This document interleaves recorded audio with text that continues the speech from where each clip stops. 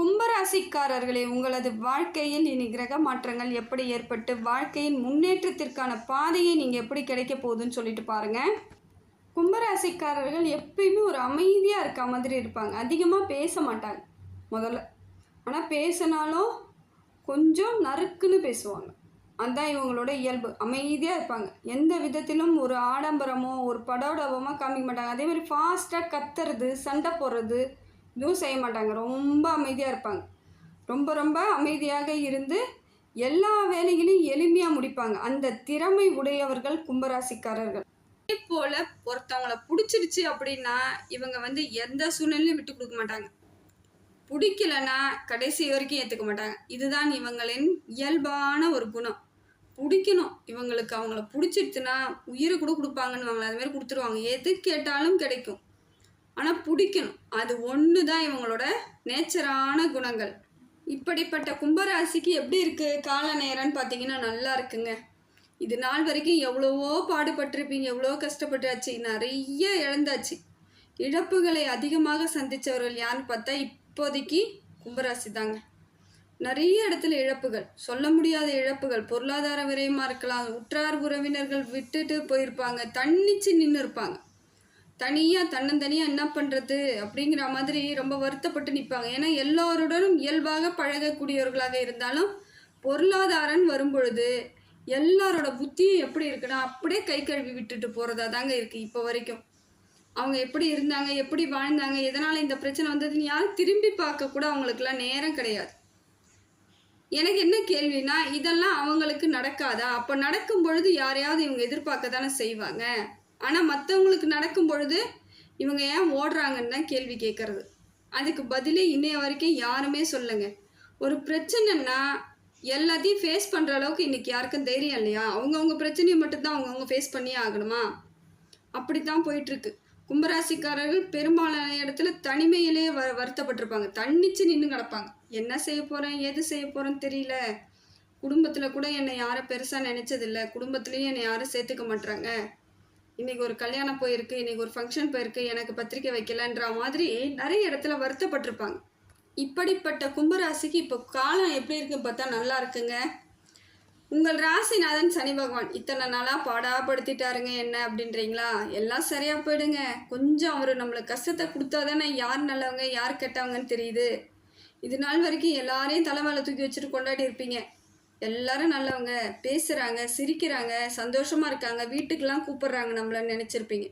அதெல்லாம் சும்மா கதைங்க. அது என்னென்னா, நீங்கள் அன்றைக்கி வசதியாக இருந்ததுனால உங்களுக்கு எல்லா மரியாதையும் கிடச்சிருக்கலாம். இல்லை ஒரு நடிப்புனா நடிச்சிருப்பாங்க. உங்கள் முன்னாடி ஒரு பெரிய நாடகத்தெல்லாம் போட்டு ட்ராமா பண்ணியிருப்பாங்க. ஆனால் இப்போ எப்படின்னா ஓப்பனாக சொல்லுவாங்க, நீ எனக்கு தேவையில்லை, உங்கள்கிட்ட என்ன இருக்குது, 10 பைசாவுக்கு சொந்தம் கிடையாது நீ. அப்படி இருக்கும்போது நான் ஏன் உன்னை பார்க்கணுன்ற மாதிரி பேசுவாங்க. ஆனால் சனி பகவான் உங்களுக்கு நல்ல மாற்றத்தை இனிமேல் ஏற்படுத்தி கொடுக்குறாருங்க. கும்பராசிக்கு இப்போ பார்த்தீங்கன்னா உங்களுக்கு சூரியன் நல்ல இடத்துல இருந்து நிறைய மாற்றத்தை கொடுக்குறாருங்க. என்ன ஒன்று, வேலை சுமை மட்டும் கொஞ்சம் ஜாஸ்தி ஆகுது. ஏதோ ஒரு இடத்துல வேலை பளு அதிகமாகிட்டே இருக்கும். பொருளாதாரமும் அதுக்கு தகுந்த மாதிரி வருமானம் கொஞ்சம் கம்மியாக தான் வருது. நிறைய சிந்தனைகளில் ரொம்ப குழப்பிகிட்ருப்பீங்க. தேவையில்லாத ஒரு வலிகளையும் கஷ்டத்தையும் இவ்வளோ நாள் சந்திச்ச நீங்கள் இப்போ பார்த்தீங்கன்னா சூரியனால் உங்களுக்கு பெரிய மாற்றம் வருதுங்க. வேலை செய்யக்கூடிய இடத்துல நல்லபடியான ஒரு பேர் கிடைக்கும். வியாபாரம் பண்ணுறவங்களுக்குலாம் நல்ல வியாபாரம் உங்களுக்கு சிறப்பாக இருக்கும். புத்திசாலியாக இருக்கிறீங்கன்னு நிறைய பேர் பாராட்டுவாங்க. சிலர் பொறாமை கூட படுவாங்க. இதையெல்லாம் சூரியன் உங்களுக்கு மாற்றத்தை ஏற்படுத்தி கொடுக்கக்கூடிய காலகட்டத்தில் இருக்கீங்க. கணவன் மனைவிக்கிடையே இருந்து வந்த சண்டையெல்லாம் போயிடுங்க. சூரியன் உங்களுக்கு ஓரளவுக்கு சுமாரான பலனை கொடுத்து நிறைய மாற்றத்தை கொடுக்குறாருங்க. குரு பகவான் உங்களுக்கு நல்ல மாற்றத்தை கொடுக்குறாருங்க. தொழில் வளர்ச்சி ஏற்பட்டுரும். பொருளாதார வளர்ச்சி ஏற்படுது. வேலையே இல்லைன்றவங்களுக்கு இப்போ வேலை கிடைக்கும். நான் சரியான அமைப்பில் தான் இருக்கிறேன்றவங்களுக்கு இப்போ கரெக்டான அமைப்பு ஏற்பட்டுடும். சரியே இல்லைன்னாலே சரியாயிடும். நீங்கள் சரியான அமைப்பில் தான் இருந்துகிட்ருக்கீங்கன்னா மாறுதல் ஏற்படும். அதே போல் அரசு பணியில் அதிகமான பேர் இருப்பாங்க. அரசாங்க பணியில் நிறைய பேர் வேலை செய்கிறது யாருன்னு பார்த்தீங்கன்னா கும்பராசிக்காரர்களாக தான் இருக்கும்.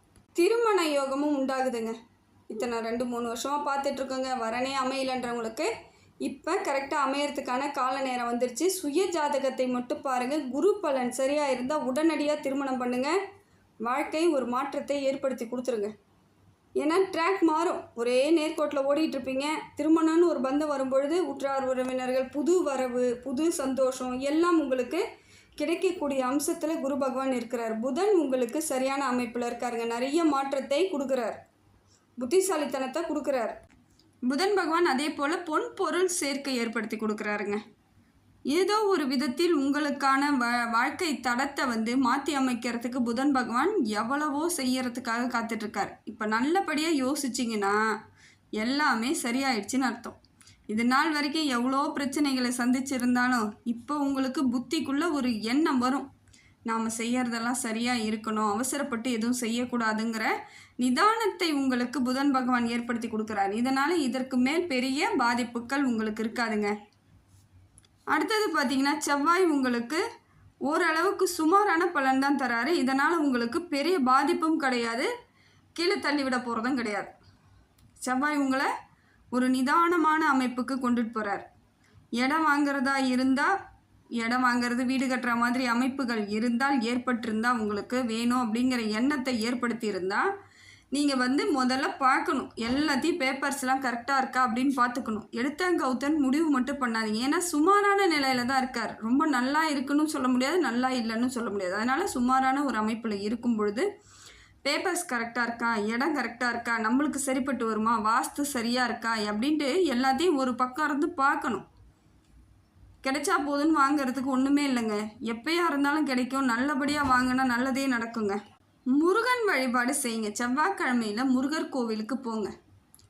ஒரு நெய் தீபம் இல்லை நல்லெண்ணெய் தீபம் ஏற்றி வச்சுட்டு வாங்க. கூடிய விரைவில் செவ்வாயால் உங்களுக்கு பெரிய பிரச்சனை வராது. வீடு பாதியிலே நிற்கிதுங்க, கட்டிகிட்டே இருக்கேன், இப்போ பாதியிலே நிற்கிது, என்ன பண்ணுறதுன்னு தெரியல, ஒன்றுமே பண்ண முடியாமல் ஸ்தம்பிச்சு போய் நிற்கிறேன் அப்படின்றவங்களாம் செவ்வாய்க்கிழமையில் போயிட்டு முருகர் கோவிலுக்கு 4:30லேருந்து 6 மணிக்குள்ளே ஒரு தீபம் போட்டு வாங்க. உங்களுக்கான வழி எல்லாத்தையும் முருகர் பார்த்துக்குவார், சரியாக அமைஞ்சிரும். அதே போல் இந்த காலகட்டத்தில் கடனும் வாங்காதீங்க. ஏற்கனவே இருக்கிற கடனை அடைக்கிறதுக்கு முயற்சி பண்ணுங்கள். புது கடன் வாங்கிறதா இருந்தால் அது உங்களுக்கு நீண்ட நாட்களுக்கு ஆகுங்க அதை கரெக்ட் பண்ணி முடிக்கிறதுக்கு. அதனால் இப்போ கடன் உங்களுக்கு பிரச்சனைகளை தான் ஏற்படுத்தும். அவங்க கொடுக்குற மாதிரி கொடுத்துட்டு உங்களை கடைசியில் வேறு விதமான பிரச்சனைகளை தூண்டும் போது உங்களுக்கு கோபம் வர ஆரம்பிக்கலாம். ஏன்னா நீங்கள் ரொம்ப நியாயமும் கௌரவமும் எதிர்பார்க்குற ஆட்கள். அதில் கை வச்சுருவாங்க, நம்மளை கொஞ்சம் கூட மரியாதை இல்லாமல் பண்ணி விட்டுருவாங்க. அதனால் பார்த்துக்கோங்க, இந்த காலகட்டம் அப்படி இருக்குது. அதுக்கடுத்து பார்த்திங்கன்னா சுக்கிரன் உங்களுக்கு சரியான அமைப்பில் இருக்காருங்க. சுக்கிர பலம் இருக்குது, பண வரவு ஏற்படும். திடீர் யோகத்தை கொடுக்கக்கூடியவர். திடீர் பண வரவு, பொருளாதார மாற்றம் எல்லாமே ஒரு புதுசாக அன்றைய தினம் ஏதோ நம்ம எதிர்பார்க்காம இருப்போம், டக்குன்னு நடக்கிறதெல்லாம் சுக்கிர பகவான் செய்கிற வேலை தாங்க அவர். அதே போல் உறவினர்கள் வருகை, நாம் கோயிலுக்கு போகிறது, திடுதுப்புன்னு எங்கேயா கிளம்பி போயிட்டு வருவோம். நம்ம எதிர்பார்த்து ஏதாவது செய்வோம், அன்றைய தினம் நம்மளால் போக முடியாது. அது மாதிரி சுக்கிரன் உங்களுக்கு சரியான அமைப்பில் இருந்தால் பொருளாதார மாற்றம் ஏற்படுத்தி கொடுக்குறாருங்க. சுக்கிர பலமாக இருந்தாலே கோடீஸ்வர யோகம் தாங்க. அதனால் முடிந்த வரைக்கும் நீங்கள் இதை கூட பயன்படுத்திக்கலாம். இந்த காலகட்டம் உங்களுக்கு நல்லா இருக்குது, வரவு நல்லா இருக்குது. செலவு இல்லாத வரவை சுக்கிர பகவான் கொடுக்குறாரு. இப்போ யார் செலவு பண்ண போகிறதுன்னா நீங்கள் தான் கரெக்டாக பார்த்துக்கணும் எந்த மாதிரி செலவு பண்ணுறதுன்ட்டு. ஏன்னா அவர் விரைய செலவையோ இல்லை வீண் செலவையோ கொடுத்தா நம்மளை கையை மீறி போகும். இது நாம் செலவு பண்ணக்கூடியதை எப்படி செலவு பண்ணலான்றதை தெளிவாக முடிவு பண்ணிக்கோங்க. அடுத்தது பார்த்திங்கன்னா சந்திரன். சந்திரன் தாங்க கொஞ்சம் உங்களுக்கு மன சங்கடத்தை ஏற்படுத்துகிறார், பயத்தை கொடுப்பார். திக்குன்னு இருக்க பயத்தை கொடுப்பார். ஏதோ நடந்துருச்சு எனக்கு அப்படிங்கிற மாதிரியே இருக்கும். ஏன்னா இது நாள் வரைக்கும் நிறைய பிரச்சனைகளை சந்தித்து வந்திருக்கீங்க. இதுக்கு மேலே என்ன, உடம்பு ரீதியான பிரச்சனைகள்லாம் பல பிரச்சனை சந்திச்சிருப்பீங்க. பொருளாதாரம் சுத்தமாக இல்லாமல் இருக்கும். நிறைய கோர்ட்டு கேஸு போலீஸ் ஸ்டேஷன்லாம் போனவங்க நிறைய பேர். இதெல்லாம் நிறைய நடந்திருக்கும். ஒன்றுமே பண்ணியிருக்க மாட்டீங்க, அது கடைசியில் கேஸ் ஆகிருக்கும், பிரச்சனையாக இருக்கும். இதெல்லாம் நம்ம வாழ்க்கையில் நடக்குமா, நான்லாம் இந்த கோர்ட்டுக்கு போனால் கேஸுக்கு போகணுன்னு நினச்சி கூட பார்க்கலையேன்ற மாதிரியான அமைப்பெல்லாம் நிறைய கும்பராசிக்கு நடந்துருச்சு. ஆனால் இதுக்கு மேலே அதெல்லாம் இல்லைங்க.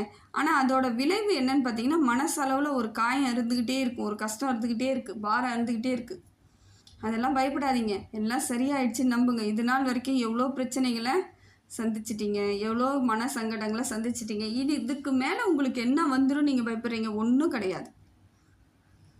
எல்லா மாறுதலையும் உங்களுக்கு கடவுள் ஏற்படுத்தி கொடுத்துருவாருன்னு ஒரு நம்பிக்கையில் இருங்க. அதுக்கடுத்து பார்த்திங்கன்னா சனி பகவான். சனி பகவான் உங்களுக்கு சுமாரான பலன் தாங்க கொடுக்குறாரு. இது வரைக்கும் இருந்த மாதிரி இல்லாமல் கொஞ்சம் மாற்றம் இருக்குது. இது வரைக்கும் ரொம்ப கஷ்டப்பட்டவங்களாம் ஜாஸ்தி. நிறைய பேர் ரொம்ப ரொம்ப கஷ்டப்பட்டாங்க. ஏன்னா உங்கள் ராசிநாதனாகவே இருந்தாலும் சில இடங்களில் உங்களுக்கு நடக்கக்கூடாத கஷ்டம்லாம் நடந்துருச்சு.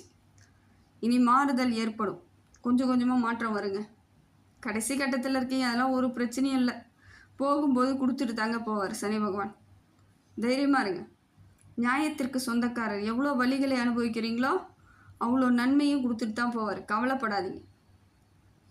இனி வரக்கூடிய காலம் எல்லாம் உங்களுக்கு சிறப்பான காலமாக இருக்குது. எவ்வளோ இடத்துல தனிமைப்படுத்தப்பட்டிருப்பீங்க. நிறைய இடத்துல உங்களை தனிமையாக்கி ரொம்ப கஷ்டப்படுத்தி பார்த்துருப்பாங்க. இப்போ அதுவே உங்களுக்கு கூடுதலான ஒரு அமைப்பு ஏற்படுறதுக்கு காரணம் என்னென்னா, நண்பர்கள் வருகை, உறவினர்கள் வருகை, புது ஒரு உறவெல்லாம் வரும். இப்போ திருமண பாக்கியம்லாம் கூட உண்டாகும். அப்போ புது உறவுகள்லாம் வருது இல்லைங்களா? இதெல்லாம் உங்களுக்கு ஒரு மாறுதல் தான். இதுக்கு மேலேயும் சும்மா கவலைப்பட்டுட்டு கஷ்டப்படுத்திக்கிட்டுலாம் இருக்க வேணாங்க. இவ்வளோ பிரச்சனையை சந்திச்சுட்டு வந்துட்டீங்க. தைரியத்திற்கு சொந்தக்காரர்கள் நீங்கள். அப்படி இருக்கும்போது ஏன் இன்னமும் கவலைப்பட்டுட்டே இருக்கணும்? தேவையில்லை. கவலையை விட்டுட்டு வெளியே வாங்க. உங்களுக்கு இப்போ சனி பகவானால் நிறைய மாற்றம் ஏற்படுங்க.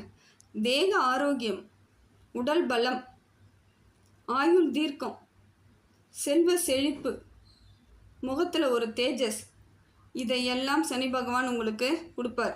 அடுத்தது பார்த்திங்கன்னா ராகுவும் கேதுவும். ராகுவும் கேதுவும் உங்களுக்கு நல்ல பலனை தாங்க தராங்க. நிறைய மாற்றத்தை ஏற்படுத்தி கொடுக்குறாங்க. பயப்படவே தேவையில்லை.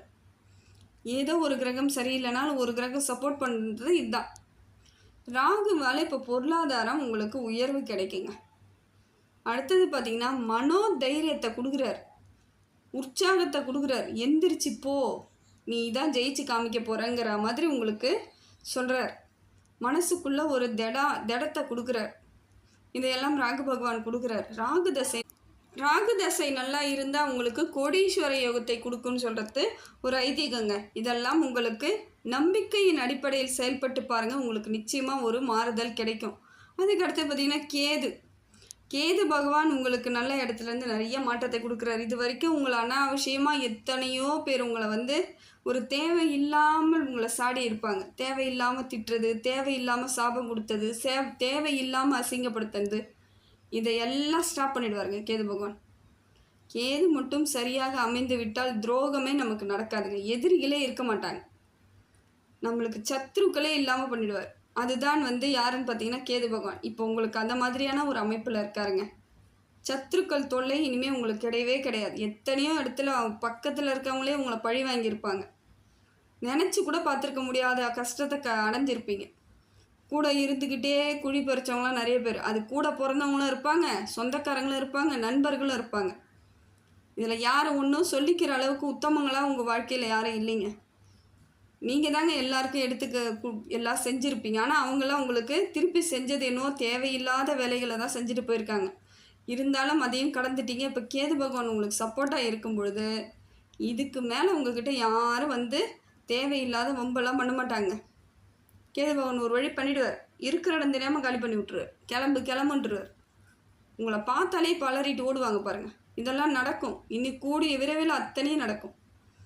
நீங்கள் நிம்மதியாக இருக்கிறதுக்கு தாங்க அத்தனை கிரகங்களும் உங்களுக்கு சப்போர்ட் பண்ணுது. ஏன்னா எவ்வளோ பிரச்சனையை சந்திச்சிட்டிங்க, வலிகளை தாங்கிட்டீங்க. இதுக்கு மேலேயே சும்மா ஒருத்தவங்க கஷ்டத்தை தாங்கக்கூடாதுன்னு இறைவன் தான் உங்களுக்கு நவகிரகங்கள் வழியாக நிறைய மாற்றத்தை ஏற்படுத்தி கொடுக்குறாருங்க. இப்போ இருக்கக்கூடிய காலகட்டம் சிறப்பான காலகட்டமாக இருக்குங்க. பார்த்து நடந்துக்கோங்க, நிதானமாக இருந்துக்கோங்க. பழசை நினைக்காதீங்க. நடந்தது நடந்ததாகவே இருக்கட்டும். சில வழிகளை நாம் கடந்து தான் செல்ல வேண்டியதாக இருக்கும். அது டைம் ஆவேசப்பட தான் தோணும், கோபம் வரதான் செய்யும், நம்மளோட இயலாமைக்கு அழுகவும் செய்வோம். எல்லாம் மாறிடும். இனி வரக்கூடிய காலமெல்லாம் உங்களுக்கு சிறப்பான காலமாக இருக்குங்க. இதை மட்டும் நீங்கள் மனசில் வச்சுக்கிட்டு இறைவன் மேலே பாரத்தை போட்டுட்டு உங்கள் பயணத்தை தொடர்ந்து பயணம் பண்ணிக்கிட்டே இருங்க.